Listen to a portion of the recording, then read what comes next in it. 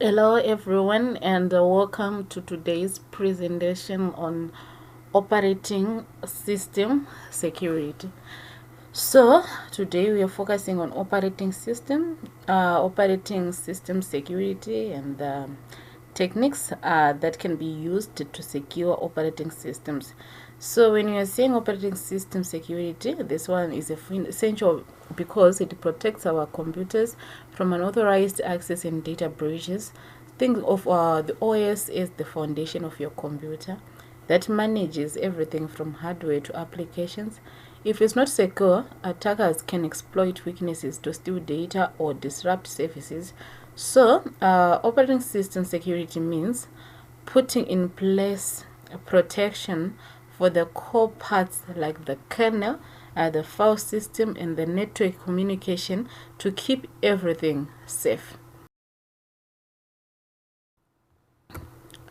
So we are saying that operating system security is crucial in protecting computer systems from unauthorized access, from data breaches, and other security threats. So it involves implementing measures to safeguard the OS and its components, including the kernel, the file system, user interfaces, and network protocols. So we need to focus on also the techniques that can be used to secure our operating systems. So we can start by explaining OS hardening, and this is about making the system tougher against attacks. Imagine your OS is a fortress. Hardening means closing unnecessary doors and windows, fixing weak spots, and adding extra defenses. So the goal is to reduce the number of ways an attacker can get in and make the system more resilient. So here on the slide we're seeing that involves implementing security measures to minimize vulnerabilities and enhance the overall security posture. So the goal is to reduce the attack surface and to strengthen the OS against various threats. Sorry. So we also disable services and applications that are not needed. So we are removing unnecessary services, protocols, and applications. And also, which reduces attack points. There is issue of strong password policies and multi-factor authentication that add layers of security, like requiring both a key and a fingerprint, right? Then firewalls and intrusion detection systems act as a guard against watching for suspicious activities. We also restrict file access and use encryption to protect sensitive data both when stored and when it's moving across networks.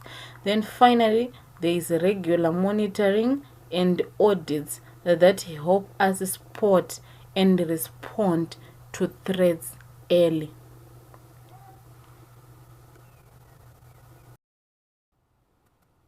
Then there is secure configuration, right? So secure configuration means setting up the OS in a way that minimizes vulnerabilities. So this includes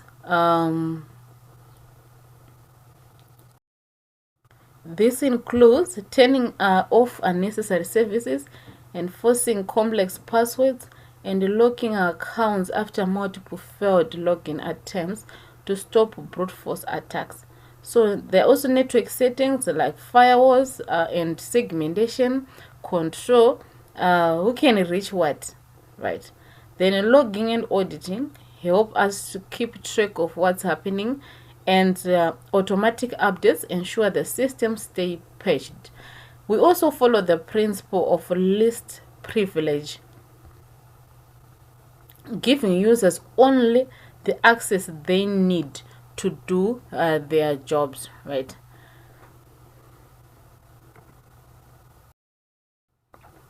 We move on to patch management, and patching is like fixing holes in a ship before water gets in. So software vendors release updates to close, right, security gaps and improve stability, right? So we are saying that this one is crucial for addressing vulnerabilities and keeping the OS secure as well. So software vendors release patches and updates to fix security flaws and improve system stability. Here are strategies for patch management, right? So effective patch management means staying informed about new vulnerabilities, prioritizing critical patches, testing them before deployment, and monitoring the installation. So this process must be ongoing to keep pace with the evolving threats.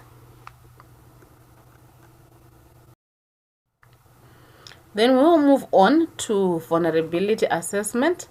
And this one is a proactive approach to find weak spots in our systems before attackers do.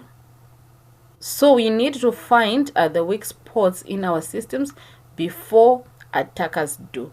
We use automated tools, right? And manual checks to scan for vulnerabilities, then prioritize them based on how serious they are. So this helps us plan effective remediation, whether by patching, by changing configurations, by adding security controls. So the goal is to understand the potential weaknesses that could be exploited by attackers before our attackers do, and to provide a roadmap for remediation.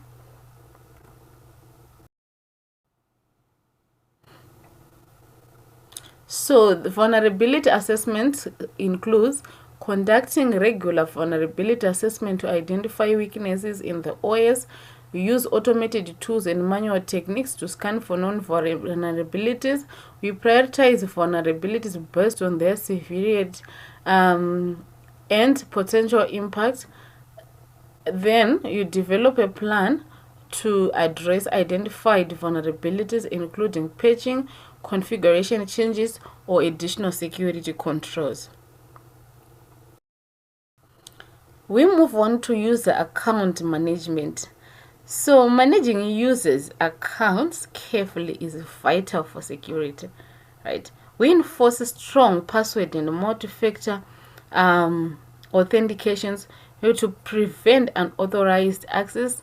These are some of the strategies that can be used when managing user accounts. So we are saying that this one refers to the process and the practices involved in creating, in maintaining, and managing user accounts within an organization systems. And this one is also a critical component of security and access control, ensuring that users have appropriate access to resources based on their roles and responsibilities. And here are the best practices for user account management. As we said, we enforce strong passwords and multi-factor authentication to prevent unauthorized access. This one adds an extra layer of security. Then accounts are regularly reviewed to disable those no longer needed. We also apply the principle of least privilege, ensuring that users have only the access necessary for their roles, right? Then we also monitor user activity, helps detect suspicious behavior early, and educating users about phishing and social engineering, and this one reduces a risk. So we also make use of secure authentication protocols for user authentication, implement account lockout policies to protect against the brute force attack, then regularly reviewing user accounts and disable or remove unused or inactive accounts.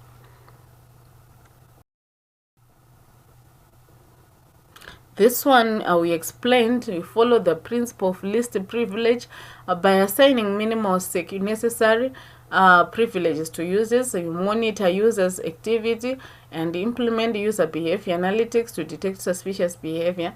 Then you educate users about social engineering attacks and phishing techniques, and also implement privilege account management to control and monitor administrative access. Then we move on to audit and login. Um, Audit and logging are like security cameras for our systems. They record events so we can detect breaches, we investigate incidents, and troubleshoot issues. So logs should be centralized, monitored in real time, and retained according to policy. So integrating logs with security information and event management, SIEM systems enables comprehensive analysis and faster responses.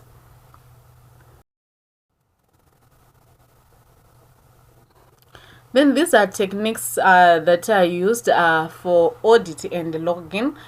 Enable logging for various system components, including the OS, applications, and network service devices.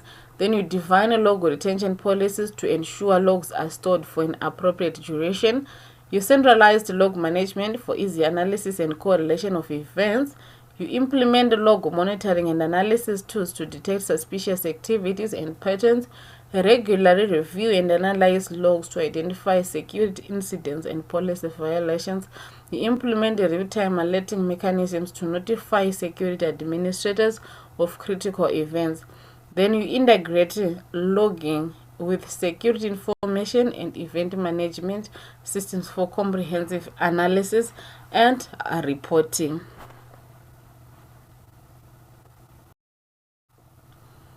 Then we can talk of a secure boot and firmware.